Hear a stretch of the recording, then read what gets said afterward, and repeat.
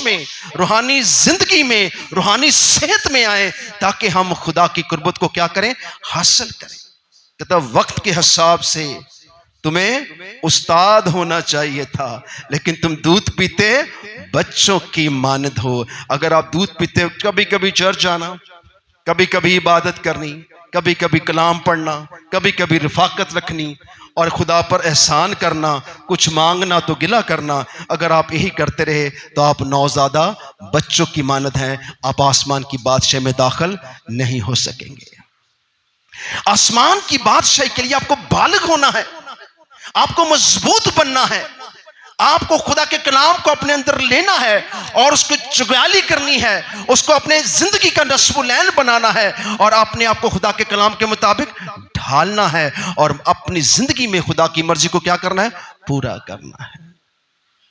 फिर आप कह सकेंगे तेरा कलाम मेरे कदमों के लिए चिराग और राह के लिए पौलुस से कहता है वो रोशनी अगर तुझ में है तो तू नूर की मानद चमकेगा, क्योंकि नूर तारीकी में चमकता है। आप एक तारीकी की जगह पे रहते हैं, यहां इब्लीस रहता है, यहां मौत रहती है, यहां गुनाह रहता है, यहां मुसीबतें हैं, गर्मी है, सर्दी है, हालात हैं, झूठ है, बदी है, हर किस्म की बुराई है और आप यहां रहकर अंधेरे में हैं, गुप्त अंधेरे में हैं और आपको खुदा का क्या बनना है, नूर बनना है। और जब तक आप नूर नहीं बनेंगे आप उसकी कलीसिया नहीं बन सकते। आपको तैयार होना है, आपको खुदावन के लिए अपने आप को रास्ता करना है। आपने यीशु को सिर्फ शिफा के लिए रखा है, यीशु जलाल का क्या है, का शब्द ललकारते, यीशु जलाल का क्या है, यीशु जलाल का क्या है, तेरे होंठ किरमजी डोरे और तेरा मुंह दिल फरेब है, यानी कि तेरे होंठों पर खुदा का कलाम होना चाहिए तो खुदा के जोश से भरा रहे, तेरी कनपटियां खुदा के बातों को समझें और उसमें सरगर्मी के साथ जिंदगी बसर करें। तेरा दिमाग दिल में, सोचों में, ख्यालों में खुदा का कलाम हो और तेरे मुंह से खुदा का कलाम सादर होता हो और तू जब बात करे मुंह से खुदा का कलाम निकले, तू खुदा का क्या है, तू खुदा का क्या है, नूर है। तू खुदा का क्या है, तू खुदा का क्या है। यीशु ने कहा मैं दुनिया का क्या हूं, नूर हूं।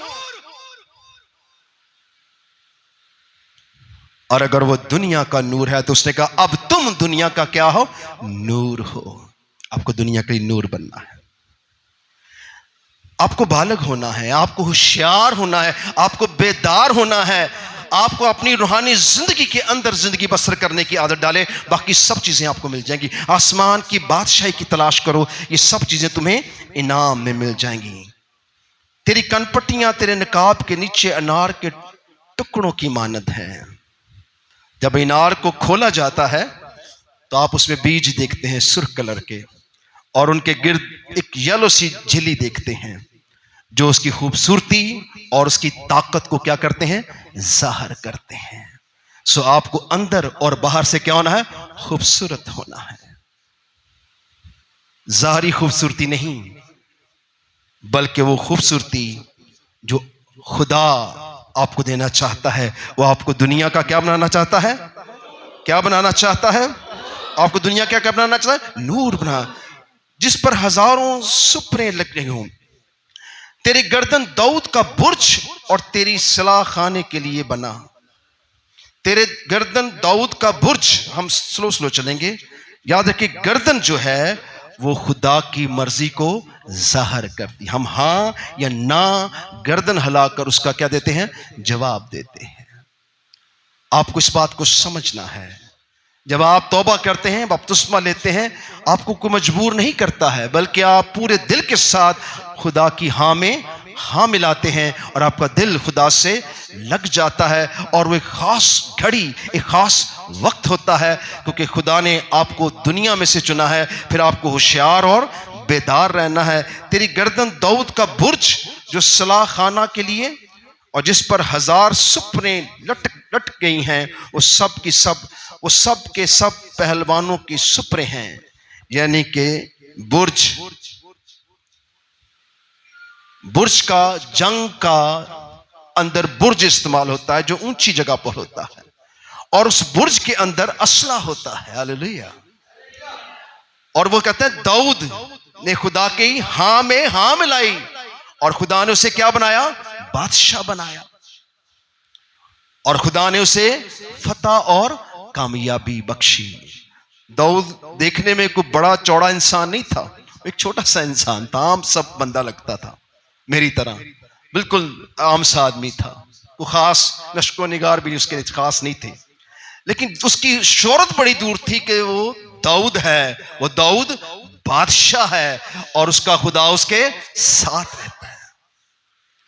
उसकी इतनी दहशत थी कि जब वो किसी मुल्क की तरफ बढ़ता था तो वो खुद ही अपने हथियार फेंक देते थे और वो उसके ताबे हो जाते थे और कह रहे थे कि दाऊद अकेला नहीं आ रहा बल्कि उसका खुदा भी उसके साथ है। इसलिए दाऊद उस बुर्ज का जिक्र करते हैं जिस पे हमें चढ़कर होशियार और बेदार है, अपनी चारों सिमत अपने दुश्मनों पर, अपने सताने वालों पर और खासतौर पर उन लोगों पर निगाह करनी है जो आपकी रूहानी जिंदगी में कमजोरी बर्पा करते हैं, आपको बढ़ने नहीं देते हैं, आपको खुदा के साथ रफाकत नहीं रखने देते।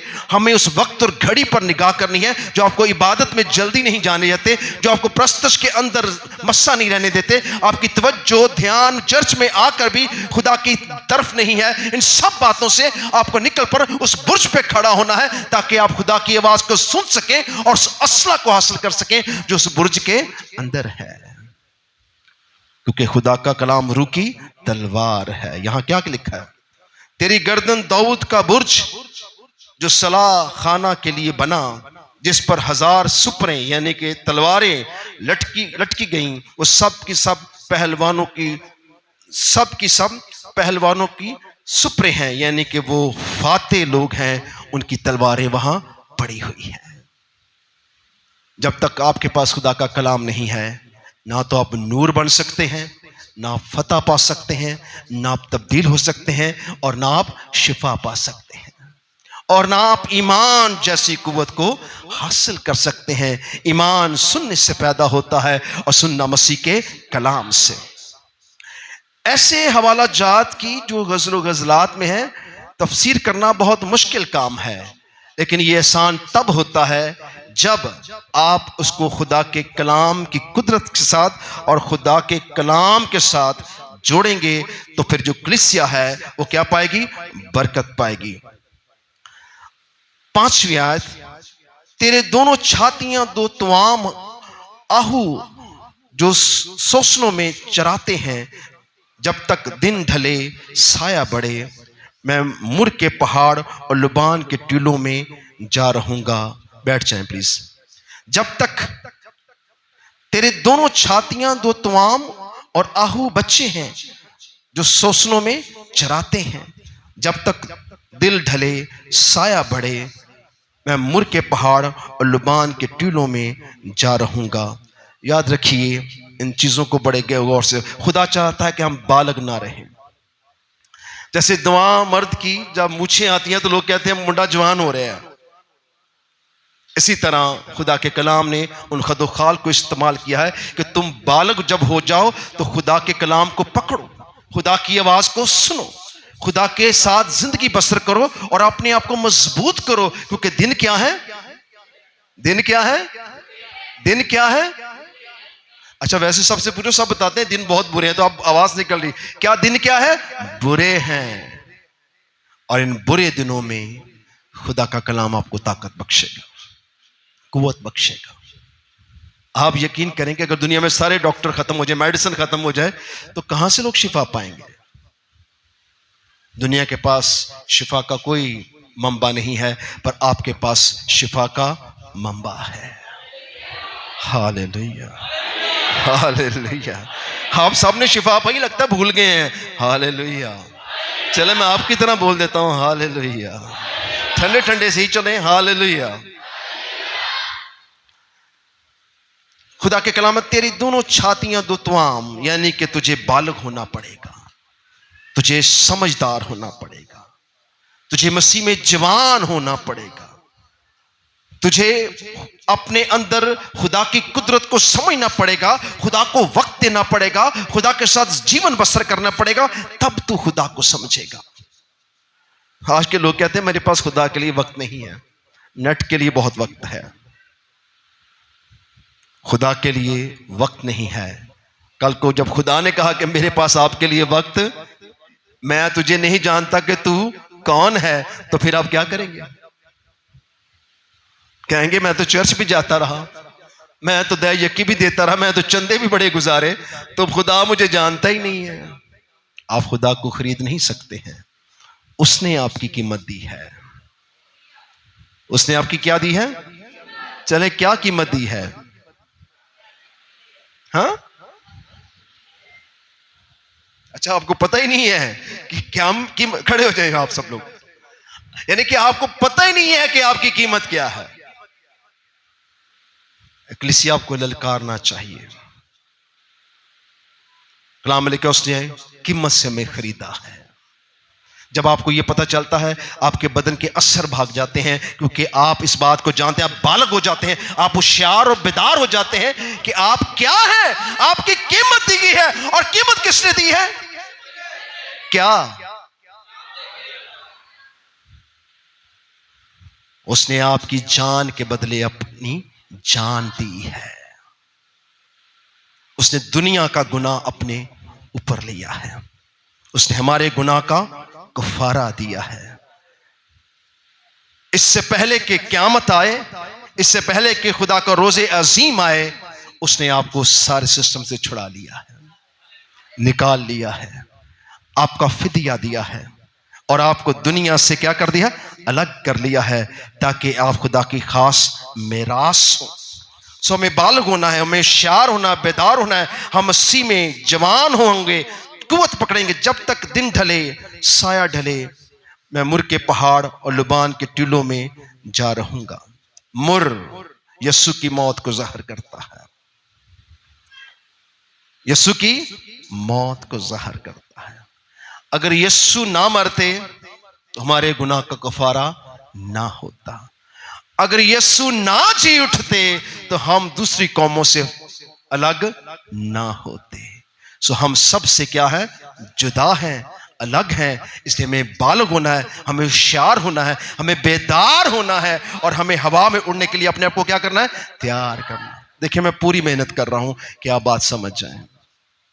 फिर अभी आप सुस्ती करेंगे तो सुस्त कवारियां खुदा की बादशाह में दाखिल ना होंगी। मुझे कोई परवाह नहीं कि आप जब मर्जी आए। मेरा काम है आपको टीच कर देना, सिखा देना, बता देना, ताकि आप अपने आप को रास्ता कर सकें। खुदा के साथ वक्त गुजारने से आपको बड़ी बरकत मिलने वाली है। जिन वसाइल में आप फंसे हैं, बिल ज्यादा आ गया, वसाइल नहीं है, बीमारी है, मौसम है, ये सब कुछ स्मूथ हो जाएगा। खुदा के लोगों को ना तो गर्मी लगती है ना सर्दी, ना वो गरीब होते हैं और ना वो मुताज होते हैं। कहता शेर का बब्बर भूखा और हाजतमंद हो सकता है, लेकिन मेरा तालब किसी नेमत का मोहताज ना होगा।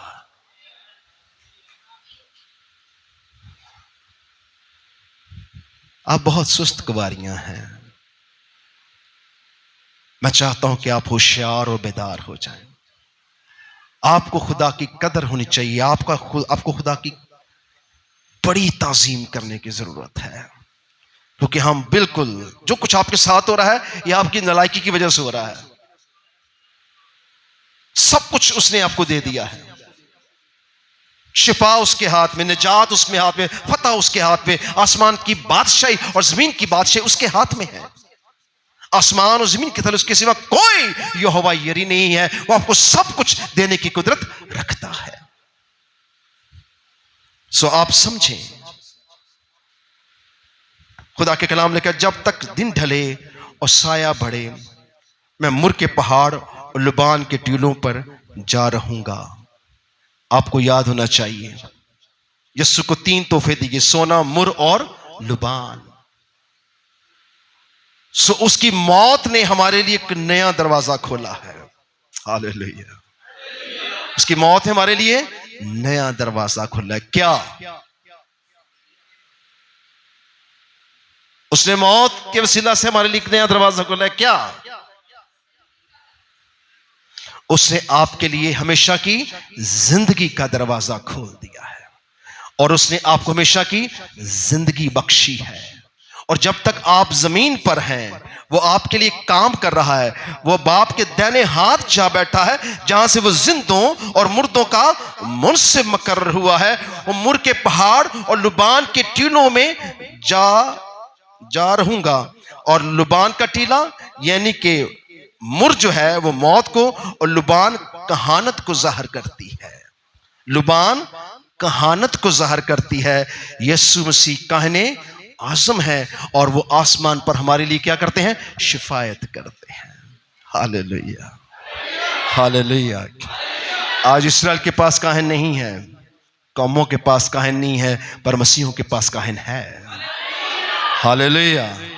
एक ऐसा काहन जो मौत और कब्र और गुनाह पर फतह पा चुका है और आसमान पर खुदा के दाहिने हाथ बैठा है, जिसके कारण वो सुने कि रूह कलीसियाओं से क्या फरमाता है। सो आपके लिए फतहमंद जिंदगी बसर कर रहा है और वो आपके लिए शिफायत करता है। वो चाहता है कि आप मसीह में कुव्वत पाएं, बालग हो जाएं और बच्चे ना रहें। आपके दांत सिर्फ दूध ही ना मांगते रहें बल्कि गोश्त भी खाएं, ताकि आप कुव्वत पाएं, ताकत पाएं, अपने आप को मजबूत करें, ताकि आप इस कलाम के अंदर जो कलीसिया का भेद है वो इतना खूबसूरत है। और कलीसिया के लिए खुदा बहुत गहरे में खुदा कलीसिया से क्या रखता है? मोहब्बत रखता है, क्योंकि उसने पता है कि उसने बदकारों को खुदा की बादशाह में जाना है। आप कभी सोचिए कि जिस डाकू को खुदा ने कहा तो आज ही मेरे साथ फरदौस में होगा, जब वो फरदौस में गया होगा वो उसका खुशी क्या होगी, उसकी सोच क्या होगी? मैं डाकू और मैं फरदौस में। और वो उसके क्या फीलिंग होगी, वो किस तरह से वहां पर उछल कूद रहा होगा, खुश होता होगा और यीशु को देखकर कहता होगा ये मेरी निजात है। Hallelujah, hallelujah, hallelujah, hallelujah. आपके हालेलुया बड़े कमजोर हैं। हालेलुया, पता नहीं कहां से बोलते हैं। हालेलुया। ऐ मेरी प्यारी तू सरापाए जमाल है, तुझ में कोई ऐब नहीं। लुबान से मेरे साथ ए दुल्हन, जिसने भेद खोल दिया यहां पर, लुबान से मेरी साथ ए दुल्हन, तू लुबान से मेरे साथ चलिया। लुबान वो आपके लिए, आपकी खताओं के लिए शिफायत करता रहता है। उसने आपको क्योर और प्योर कर देना है जब तक खुदा की बादशाही करीब आनी है। और आप प्योर तब होंगे जब खुदा का कलाम आपकी जिंदगी में होगा। आप खालिस होते जाएंगे, आप मजबूत होते चले जाएंगे, आप खुदा के कलाम पर अमल करने वाले होंगे। आप मौत के अंदर दाखिल नहीं हो सकेंगे, बल्कि आप खड़े खड़े तब्दील हो जाएंगे और हवा में उड़कर खुदा का इस्तकबाल करेंगे। सो ये बहुत जरूरी है कि आप अपने आप को तैयार करें। देखें यहां खुदा ने भेद खोल दिया कि वो किसको कह रहा है? ए मेरी प्यारी तू सरापाए जमाल है, तुझ में कोई ऐब नहीं। लुबान से मेरे साथ ए दुल्हन, तो लुबान से मेरे साथ चलिया। हम में कोई गुनाह है कि नहीं? हम में कोई गुनाह है कि नहीं? हंसते हैं, कहते ओहो ये तो बड़ा मुश्किल सवाल है। हम जब भी दुआ करेंगे खुदा मैं क्या हूं? गुनाहगार हूं। आप भूलते नहीं इस चीज को। पर यीशु आपको यहां कुछ कह रहा है। हम पाक साफ नहीं रहे ना होते हैं, पर जो हमें देखता है, आसमानों से झांकता है, वो हमें क्या देखता है? पाक देखता है, क्योंकि उसने हमारा क्या दिया है? फिदिया दिया है। अब इसे में भूलने देता हो तू गुनाहगार है, पर वो आपको इस निगाह से नहीं देखता है। उसने आपकी जान का फिदिया है, उसने आपके गुनाहों का कफारा दिया है। फिर वो कहे कि ये गुनाहगार है, तो फिर उसके कफारे का क्या फायदा? वो नहीं भूलता, इसलिए वो कहता है क्या?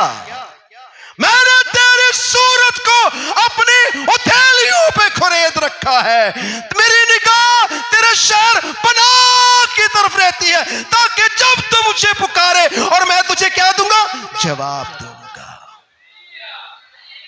Hallelujah, hallelujah, hallelujah. वो आपको पाक देखता है, आप पाक है। जिंदगी में कोई आपको पाक नहीं कहता होगा, पर खुदा आपको क्या देता है, पाक कहता है। वो क्या, तुम क्या हो, पाक हो, क्योंकि मेरे खून ने तुम्हें क्या किया है, पाक किया है। जब हम इब्लीस को ही कहेंगे कि मैं पाक हूं, तो वो क्या करेगा, वो कोशिश करेगा कि आपको याद आ जाए कि आप किस तरह दुआ करते हैं, ऐ खुदा मैं क्या हूं, गुनाहगार हूं। वो आपको इस चीज को भूलने नहीं देगा। जब आप खुदा में निजात हासिल कर लेते हैं, तौबा कर लेते हैं, बपतिस्मा लेते हैं, तो आप नहायत पाक हैं। आपको कोई भी मुजरिम ठहराए, कोई भी बदी आप पर गाड़े, किसी किस्म का इल्जाम भी आप पर लगे, आप चाहे कैद में क्यों ना रहें, आपको दुनिया की अदालतें बदकारी का लेबल लगा दें, तब भी आप क्या हैं, पाक हैं। क्योंकि आपकी रास्तबाजी आपकी तरफ से नहीं बल्कि खुदा की तरफ से है। और जिस दिन आपको ये याद रहेगा, इब्लीस आपके पांव के नीचे रहेगा। Hallelujah, hallelujah, hallelujah. सो बहुत जरूरी है कि आप अपने आप को रास्ता करें। उसने कहा कि तू मेरी क्या है, दुल्हन है। और दुल्हा कौन है, यीशु है। दुल्हा कौन है, यीशु है। वो साफ कहता है, लबान से मेरे साथ ए दुल्हन, तो लबान से मेरे साथ चली आ। मत सोच कि लोग तुझे क्या कहते हैं, तू मेरे साथ रह, क्योंकि मैंने तेरा फिदिया दिया है, मैंने तुझे पाक किया है, मैंने तुझे रास्तबाज ठहराया है। बिलाम नबी को बादशाह ने भेजा कि जाकर इस्राएल पर क्या कर दे, लानत कर दे। उसने कहा ठीक है। उसने कुर्बानियां की, खुदा की हजूरी आई, तो जब मुंह खोला तो उसमें से क्या निकला, मैं उसे बरकत देता हूं, तू शेर की मानद है, तू शेरनी की मानद है, तेरी मानद कोई नहीं। उसने इनको बरकत देना शुरू कर दी। बादशाह कहता है मैंने तुझे लानत के लिए बुलाया है और तू इनको बरकत देता है। हालांकि वो कमजोरी की हालत में थे, वो जोरावर नहीं थे, ना वो पाक थे, तो भी खुदा उन पर लानत नहीं भेजता था, क्योंकि खुदा उनके साथ था। सो कई बार बादशाह ने उसकी जगह बदली ताकि वो इस्राएल पर लानत करे, पर गुलाम नबी जब भी अपना मुंह खोलता तो उनके लिए बरकत निकलती। इसलिए खुदा आपको कभी भी गुनाहगार और बदकार नहीं देखता है। आपने अपने को खुद ठहराया है, आप भूलते नहीं हैं। आप अपने गुनाहों की वसीला से अपने आप को याद रखते हैं, पर वो आपको गुनाहों की माफी के वसीला से आपको क्या रखता है, याद रखता है। वो जानता है कि उसने आपका क्या दिया है, फिदिया दिया है। सो कितने लोग अपने को पाक समझते हैं, कितने लोग अपने आप को पाक समझते हैं। बड़ा खौफ सा आपके अंदर मैं महसूस कर रहा हूं कि सोचते हैं ऐसे कैसे हो सकता है। एक छोटी सी कलाम की रेफरेंस से आपको समझाई। खुदा ने एक आदम के सबब से तमाम बनी नूं इंसान को गुनाहगार ठहराया। एक आदम, कह रहे हैं आदम ने गुनाह किया तो हम क्या, गुनाहगार पैदा हुए। एक इब्ने आदम के सबब से उसने सबको माफ कर दिया। जो कोई उस पर ईमान लाएगा हलाक ना होगा बल्कि हमेशा की जिंदगी पाएगा। क्या उसने आपको पाक नहीं किया? इसमें ललकार कर कहने में क्या हिज्जत है। अपनी पकीजगी, अपनी रास्तबाजी जो खुदा की तरफ से है, आपको क्यों इस बात की समझ नहीं आती कि आप खुदा के खास चुने हुए लोग हैं। आप यीशु की कलीसिया है, आप यीशु की दुल्हन है और यीशु आपको लेने आ रहा है। हालेलुया। सो कितने पाक हैं, कितने पाक हैं। अच्छा, कई अभी तक सोच रहे हैं कि यार मुझे कहा जा रहा है। भाई आपको कहा, आप सब क्या है, पाक हैं। आपको पता आपकी पुलिस भाग गया, वो कहता वो नापाक है और खुदा क्या है, पाक है। और हमारा बदन खुदा की क्या है, हैकल। और उसकी हैकल में हर कोई, बहुत से लोगों का असर जो है वो खत्म हो रहा है। वो हमारा बदन क्या है, खुदा की। और उसकी हैकल में हर कोई जलाल ही जलाल पुकारता है। सो जब आप जलाल में रहेंगे, खुदा के कलाम में रहेंगे, बढ़ेंगे, बालग हो जाएंगे, दूध पीते नहीं रहेंगे बल्कि गोश्त और रोटी खाना शुरू करेंगे, खुदा के कलाम की जगियाली करेंगे, खुदा के कलाम के साथ रहेंगे, तो कौन सी कुव्वत है जो आपको हवा में उड़ने से रोक सके। हालेलुया। बड़ी मुश्किल पार खोलते हैं आप। Hallelujah, hallelujah. जिस दिन आप मुस्कुराते हुए इबादत में आए और आते ही हाथ उठाकर तमजीद और ताजीम करें और शुक्रगुजारी करें, आप समझें कि आप पाक हो चुके हैं और मसीह की रास्तबाजी में आप एंजॉय कर रहे हैं। Hallelujah, hallelujah, hallelujah. मैं इन चीजों को बहुत एंजॉय करता हूं।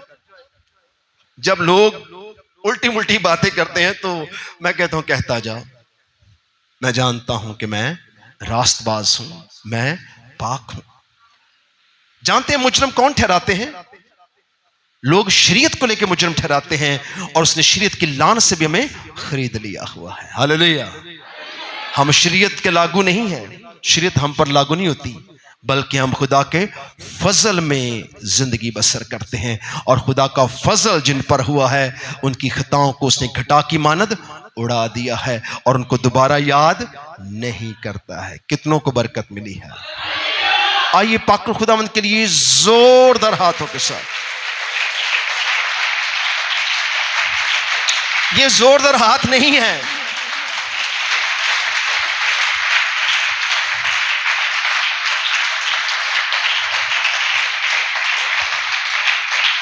ये आप मेरे लिए बजा रहे हैं, रूह कुद्दस के लिए बजाना है। मैं कुछ नहीं हूं, ये रूह कुद्दस के लिए जो गहरे भेद खोलता है, जो अजीब काम करता है, जो अजीब मशीर कादिर मुतलक बाप को ज़ाहिर करता है, वो जो अबदियत का बाप है, वो जो सलामती का शहजादा है, हम पर ज़ाहिर कर देता है। आइए और जोरदार हाथों से रूह कुद्दस को जलाल देंगे। सारा जलाल बाप और बेटे और रूह कुद्दस को देंगे और बुलंद नारे के साथ खुदा के कलाम की ताज़ीम करते इख्तिताम करेंगे। हालेलुया,